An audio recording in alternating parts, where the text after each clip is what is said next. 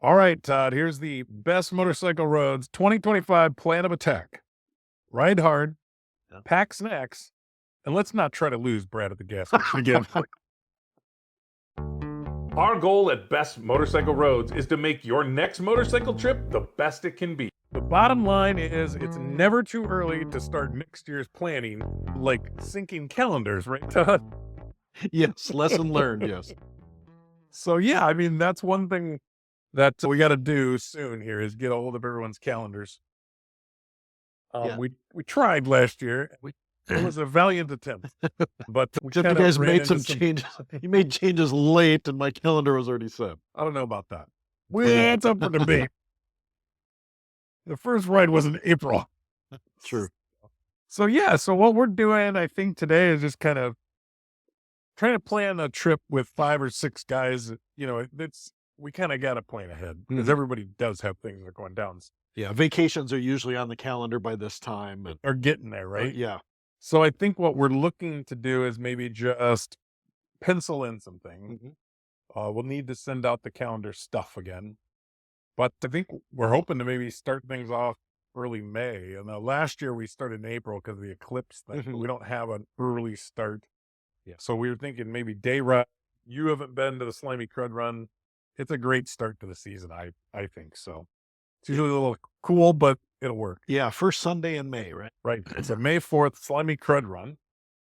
And then I've got kind of an idea of a spring ride. So we have some options. We planned out a couple rides last year that we didn't do.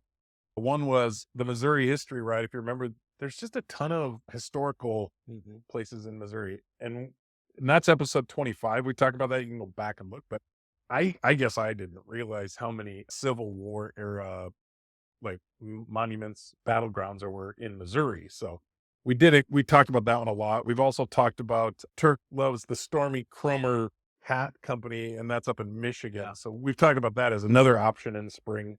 And then I had one more thought, and actually it was in episode 29 where we talked about the top 5 roads in Missouri. So all the way down at the bottom of Missouri is Highway 90.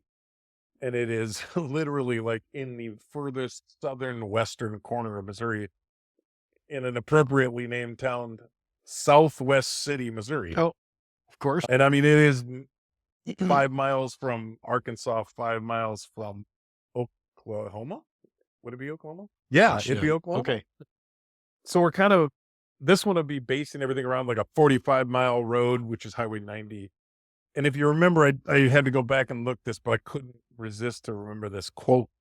And when we were looking up and doing research on it, it said, it's a 2-lane highway for its entire length and it's rugged in areas, very hilly and very curvy. It's like, that is like that's perfect, right? Like That's we perfect. need AI to go out and find all the roads like that. So that's another option.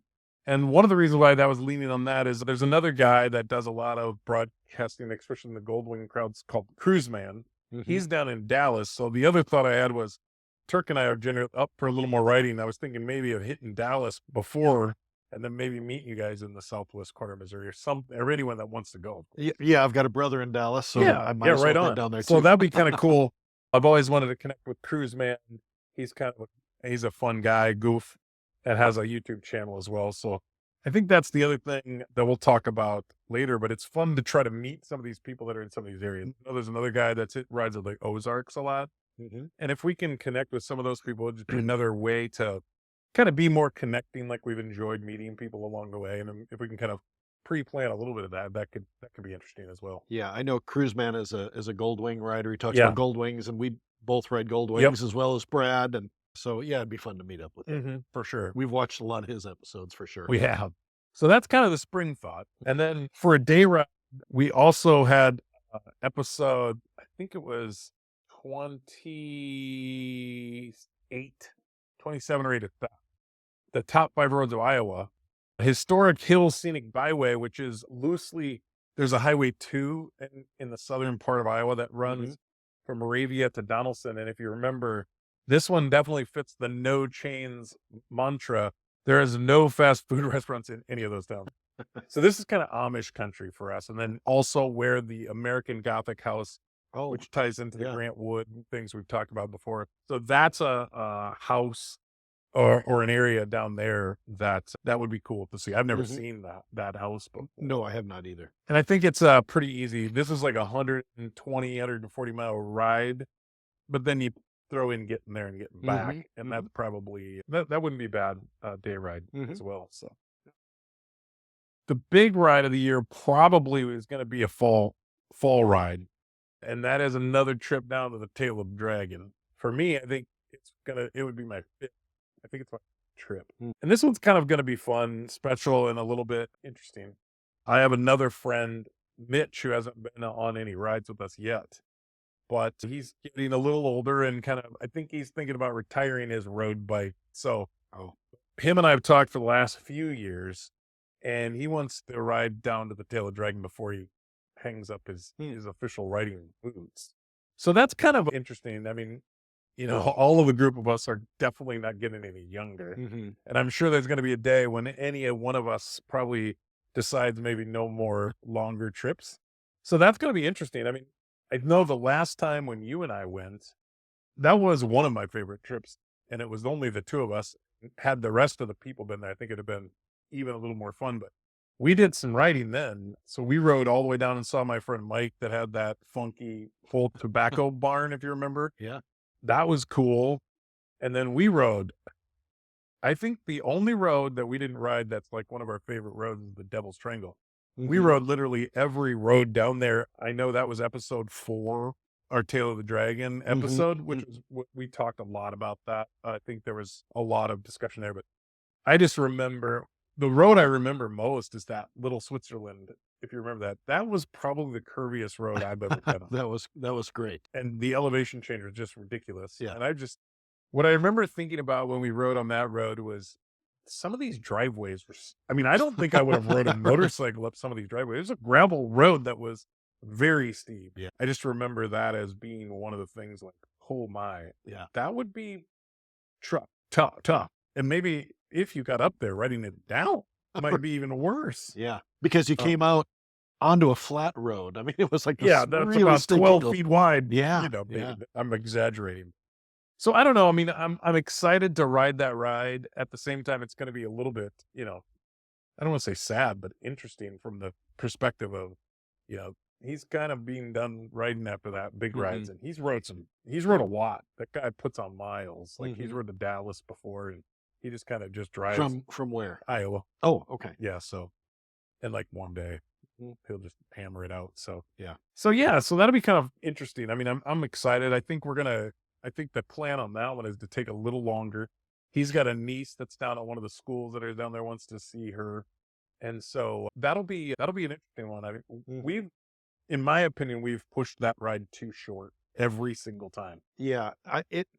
Minimum 5 days, I think that probably needs to be, if you want to hit a lot of those 5 days is what we've done, and I think that's way too. Well, that's what I'm saying. It's minimum. That's minimum. You can't even. Yeah, for us. Yeah, you can't even get there and back. I mean, you're going there and getting back in 5 days. Yeah, it's tough. So I think that'll be a 7 or 8 day, or maybe, and maybe not everyone can. Maybe some will have to figure out a way to kind of get some loops in that people could maybe jet if they needed to. Yeah, I'm thinking the same thing on the Missouri ride that we talked about for the spring too. Just, I think one thing for the overarching goals of 2025 for me would be to just take a little more time. I think I tend to be a little aggressive on the time frames. And I think what we found is, for the most part, if we slow it down a little bit, I think we find that there's interesting things that happen in those shorter or not so rushed. Because we talked about this before. I mean, the planning is important. Like without planning, I would probably go crazy. But I think that there are opportunities to slow down. Yeah, we've passed some things that probably were worth seeing and stopping and getting some pictures of, and that things we didn't even know we passed. I'm thinking sometimes, we talk a lot about the Bristol stop. That was kind of a wing it moment, and that was cool. It was great. Yeah, in fact, Mitch, I think, actually also has a Corvette. He's a Chevy guy, so we could talk about the Corvette museum because that was neat. That was very cool. That was a really cool stop. I remember it was god awful hot that day, if you remember, and that was the best part of that stop. It was all air conditioned. Yeah, I just remember that from that day. It was like, boy, I'm kind of glad we did this. It was hot. Yeah. So finding opportunities like that, I mean, every ride is different. Not everything is the same, but yeah. Hey, I want to ask you, you mentioned when you're talking about Iowa, you said it would fit the no chains mantra, but Oh yeah, you didn't dang it. explain no chains. I Explain what continued you're to do talking about. that. So, Yeah. that's back in one of all these are our podcast episodes, right? And then we also post the same podcast on YouTube as a video podcast.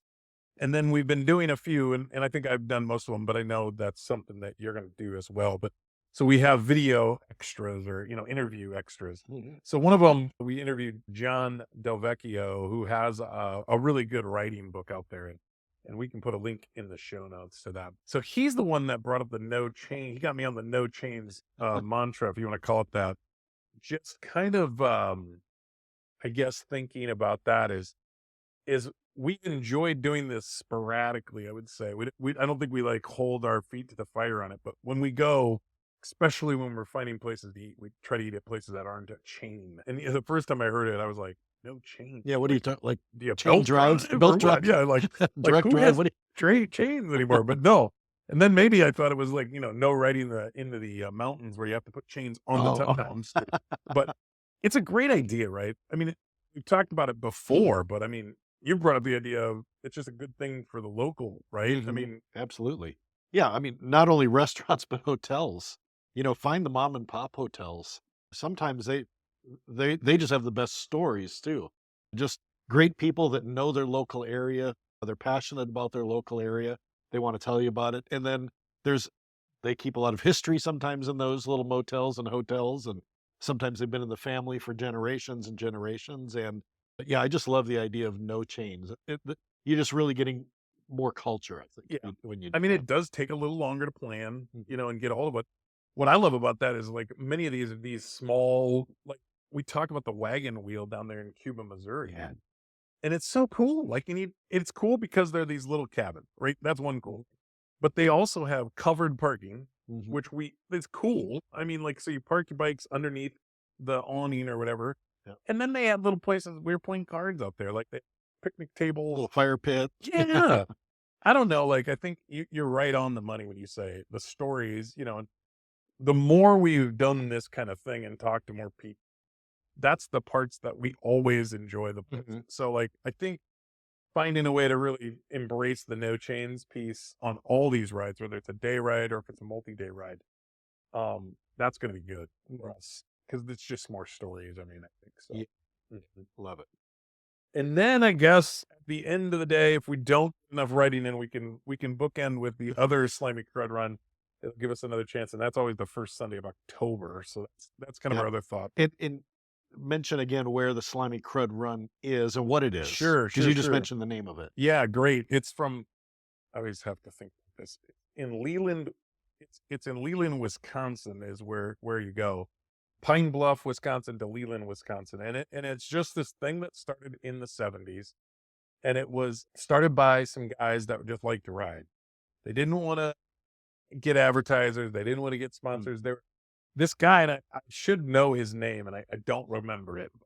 He was an author of motorcycle magazines because motorcycle magazines were the big thing back then. And he thinks that Wisconsin is the best pound for pound riding in the U.S. He says you can get more variety in Wisconsin than anywhere else.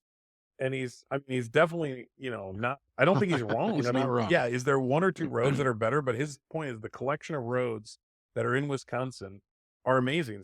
So basically it just started out some guys, hey, we're going from a ride from here to here.